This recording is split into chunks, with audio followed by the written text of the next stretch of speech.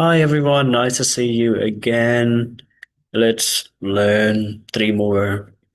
useful everyday English idiom with me. And the first idiom of the day is to make you extremely frightened or shocked. To make you extremely frightened or shocked. โอเคមានន័យថាធ្វើឲ្យអ្នកខ្លាំងខ្លាចឬក៏ភ្ញាក់ភ្ញាក់ផ្អើលឬក៏ភ្ញាក់មានស្ថានភាពភ្ញាក់ផ្អើលយ៉ាងខ្លាំងអូខេយ៉ាងខ្លាំងណាស់ extremely frightened or shocked ភ្ញាក់ខ្លាចឬក៏ភ្ញាក់ផ្អើលយ៉ាងខ្លាំង and the idiom here is freeze your blood or make your blood freeze freeze មានន័យថាកកឬក៏យើងភាំងអត់អាចធ្វើចលនាបានណា freeze your blood ចាំថាធ្វើឲ្យឈាមយើងគឺនៅមួយកន្លែងកកស្ងៀមមួយកន្លែងអញ្ចឹងទៅអូខេអញ្ចឹងជាន័យត្រង់ប៉ុន្តែជាន័យធៀបបានន័យថាអឺអ្វីមួយធ្វើយើងនឹងខ្លាចឬក៏ភ្ញាក់ផ្អើលយ៉ាងខ្លាំងភ្ញាក់យ៉ាងខ្លាំងអញ្ចឹងណា so again freeze your blood or make your blood or something makes your blood freeze and for the next idiom means to be responsible for somebody's death. To be responsible for somebody's death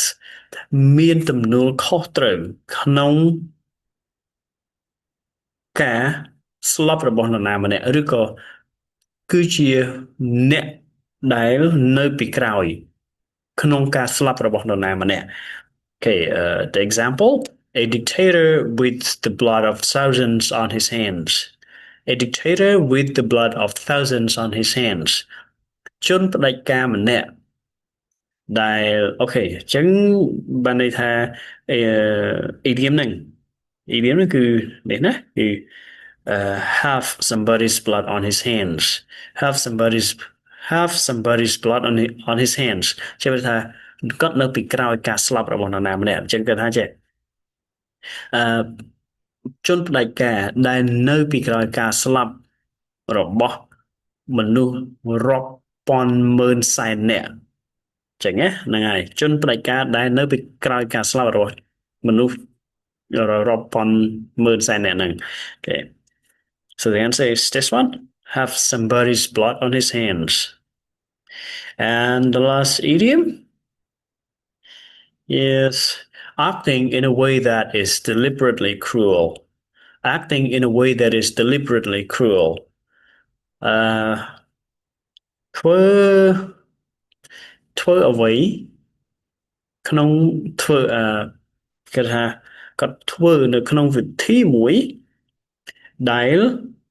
វាសាហាវឃោរឃៅដោយចេតនាទេធ្វើក្នុងវិធីមួយឬក៏ក្នុងផ្លូវមួយដែលសាហាវឃោរឃៅ cruel ដោយចេតនាអូខេអញ្ចឹង to kill somebody អញ្ចឹងហ្នឹងហើយយើងសម្លាប់នរណាម្នាក់ឬធ្វើអ្វីមួយក្នុងវិធីដ៏ឃោរឃៅមានការត្រៀមទុកមានការត្រៀមទុកមុនឬក៏ដោយចេតនាគឺយើងនិយាយថាអឺ in cold blood ហ្នឹងហើយ in cold blood in cold blood យើងត្រៀមទុកមុនហើយ so to kill somebody in cold blood ចឹងសម្លាប់នរណាម្នាក់ដែលតាមវិធីដ៏ឃោរឃៅហើយត្រៀមទុកមុនជាស្រេចហ្នឹង Okay, so that's it, everybody. Thank you so much for today. I'll see you next time. Bye.